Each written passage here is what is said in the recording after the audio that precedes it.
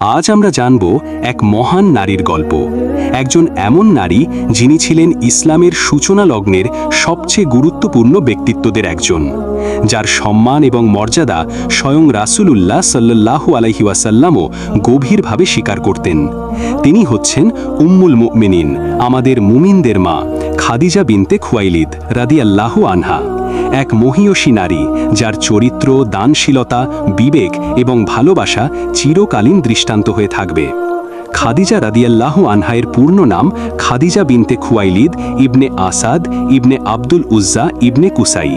তিনি কুরাইশ বংশের এক সম্মানিত ও অভিজাত পরিবারে জন্মগ্রহণ করেন। তার মা ছিলেন ফাতেমা বিনতে জায়েদ এবং তার পিতা খুয়াইলিদ ছিলেন মক্কার একজন প্রভাবশালী ব্যবসায়ী ও সম্মানিত নেতা। ইতিহাসবিদ ইবনে হিশাম এবং ইবনে সাদ তার জন্মের সাল উল্লেখ করেছেন নবী করিম সাল্লাল্লাহু আলাইহি ওয়াসাল্লামের জন্মের প্রায় ১৫ বছর আগে, অর্থাৎ আনুমানিক ৫৫৫ খ্রিস্টাব্দে। খাদিজা রাদিয়াল্লাহু আনহা শুধুমাত্র একটি ধনী পরিবারের মেয়ে ছিলেন না, বরং তিনি নিজ গুণে একজন সফল ব্যবসায়ী হয়ে উঠেছিলেন। তিনি ছিলেন তাহেরা নামে পরিচিত, অর্থাৎ পবিত্র ও চরিত্রবান নারী। মক্কার পুরুষরাও তাকে শ্রদ্ধার চোখে দেখত। তিনি সততা, ন্যায়পরায়ণতা এবং দয়ালু ব্যবহার দিয়ে সকলের মন জয় করেছিলেন। খাদিজা রাদিয়াল্লাহু আনহা নিজে ব্যবসা পরিচালনা করতেন না, বরং তার হয়ে অন্যদের দিয়ে বাণিজ্য করাতেন। তিনি এমন একজন লোক খুঁজছিলেন যিনি সত্যবাদী, আমানতদার এবং দক্ষ। তখন তার কানে আসে মোহাম্মদ ইবনে আবদুল্লাহের নাম। তিনি তখনও নবী হননি, কিন্তু আল আমিন নামে পরিচিত ছিলেন। খাদিজা রাদিয়াল্লাহু আনহা তাকে সিরিয়ায় বাণিজ্য সফরের জন্য নিয়োগ দেন, সাথে দেন তার চাকর মাইসারাকে। এই সফরে রাসূলুল্লাহ সাল্লাল্লাহু আলাইহি ওয়াসাল্লামের সততা, ব্যবহারে মুগ্ধ হয়ে মাইসারা এসে সবকিছু খুলে বলেন খাদিজাকে। খাদিজা তখন বুঝে ফেলেন এই মানুষটি সাধারণ কেউ নয়।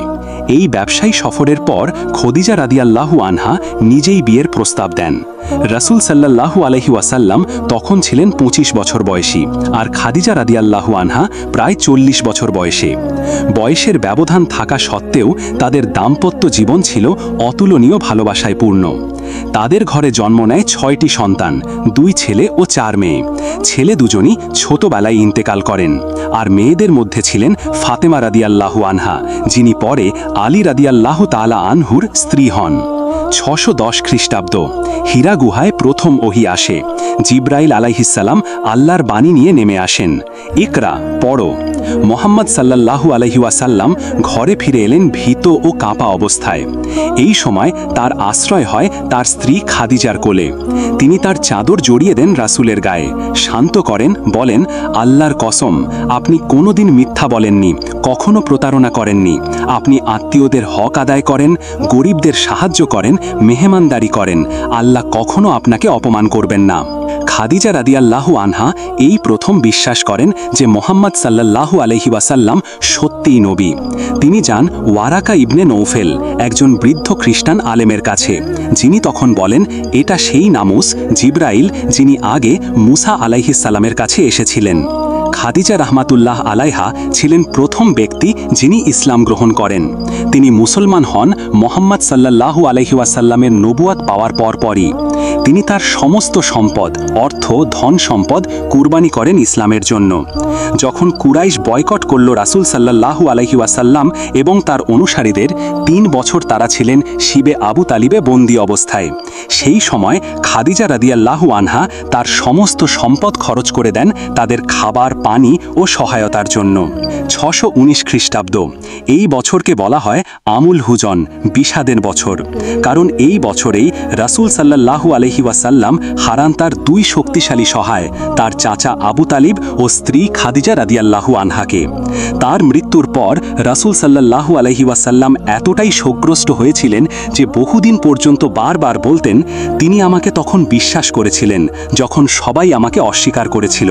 তিনি আমাকে সাহায্য করেছিলেন যখন সবাই আমাকে ত্যাগ করেছিল। তিনি আমাকে ভালোবেসেছিলেন যখন কেউ পাশে ছিল না। খাদিজা বিনতে খুয়াইলিদ রাদিয়াল্লাহু আনহা ছিলেন একজন নারী যার জীবনের প্রতিটি ধাপ ছিল আলোয় ভরা। তিনি ছিলেন নবীর ভালোবাসা, সঙ্গী, বন্ধু এবং ইসলামিক ইতিহাসের প্রথম দিকের সবচেয়ে গুরুত্বপূর্ণ স্তম্ভ। তার অবদান কখনো ভুলে যাওয়ার মতো নয়। রাসূল সাল্লাল্লাহু আলাইহি ওয়াসাল্লাম মৃত্যুর আগ পর্যন্ত তাকে স্মরণ করতেন। এমনকি পরে যখন অন্য স্ত্রীরা তার প্রতি ঈর্ষান্বিত হতেন, তখনও রাসূল সাল্লাল্লাহু আলাইহি ওয়াসাল্লাম বলতেন, খাদিজার মতো কেউ আর ছিল না। খাদিজা রাদিয়াল্লাহু আনহায়ের জীবনের এই আলোকোজ্জ্বল অধ্যায় আমাদের শেখায় একজন নারীর ভালোবাসা, সহানুভূতি ও আত্মত্যাগ কিভাবে একটি বিপ্লবকে শক্ত ভিত দিতে পারে।